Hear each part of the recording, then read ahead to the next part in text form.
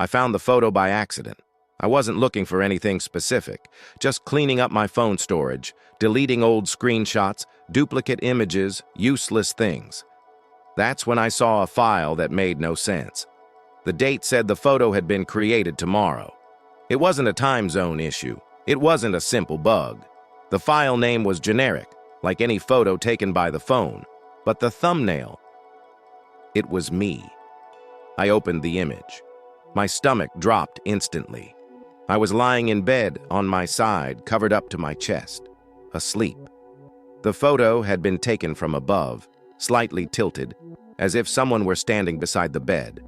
Alone in my apartment, that was impossible. The most disturbing detail wasn't the image itself. It was the framing. The camera wasn't shaking. It wasn't crooked. Whoever took that photo knew exactly what they were doing. My first reaction was to rationalize it. Maybe it was an old photo. Maybe someone had access to my phone in the past.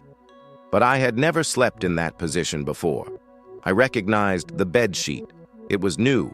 I recognized the pillow. I bought it months later. And I recognized something even worse. In the corner of the image, almost out of frame, there was a shadow on the floor. A shadow that didn't belong to anything in the room.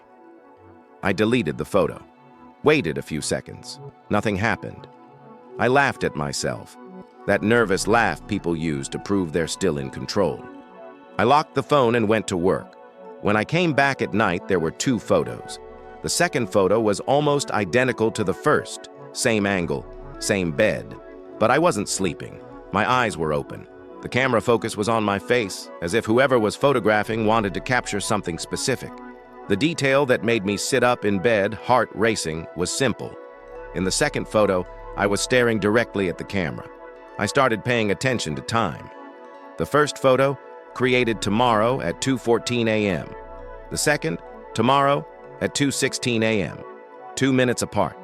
2 minutes in which, apparently, something entered my room. And I woke up.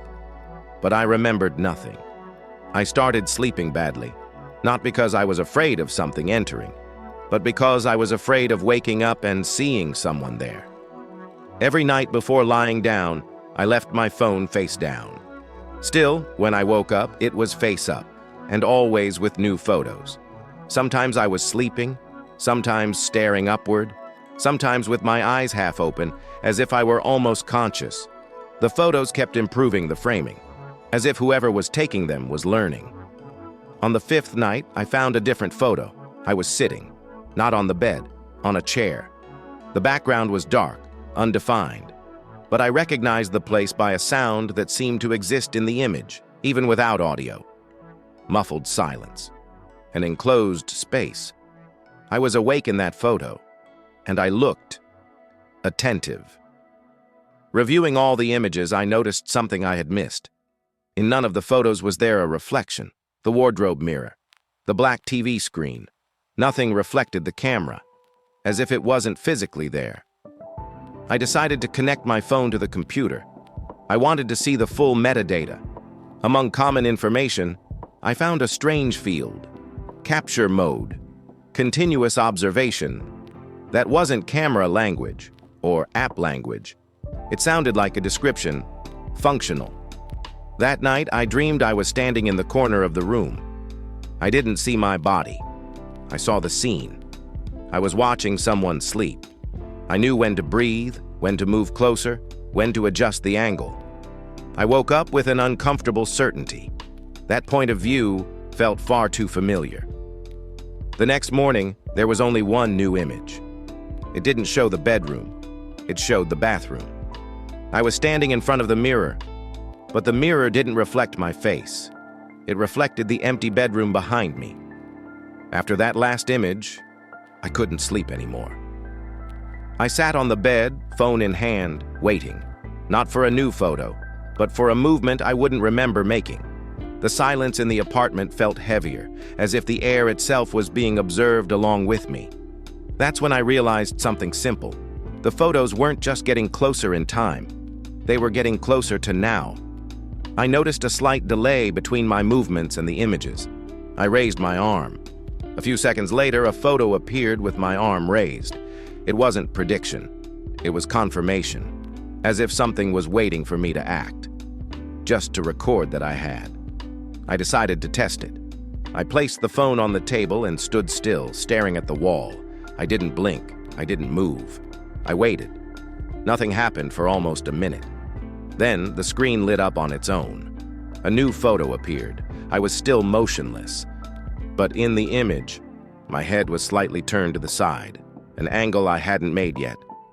When I tried to turn my head on purpose, I felt a strange resistance. Not physical.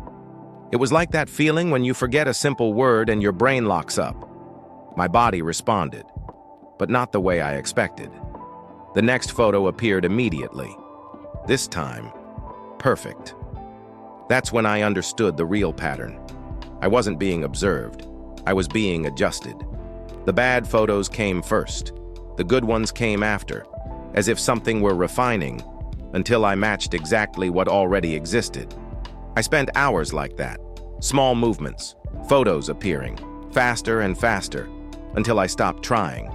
And strangely, the photos stopped too. That's when I understood. As long as I resisted, there was a record.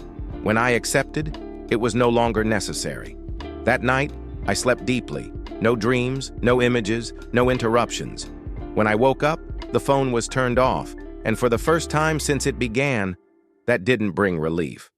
It brought a strange feeling of an unfinished task, as if something was waiting, not for me, but through me. Some people don't notice when they stop being the subject.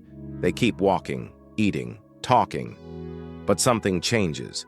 They begin to exist for documentation. The photos weren't invasions. They were updates. Today I didn't find any new photos, because there's no longer a need. Now I know exactly where to stand, what angle to use, when to press the button. The perfect image requires patience, and someone is always sleeping somewhere. The file already exists. It's just waiting for you to appear in it.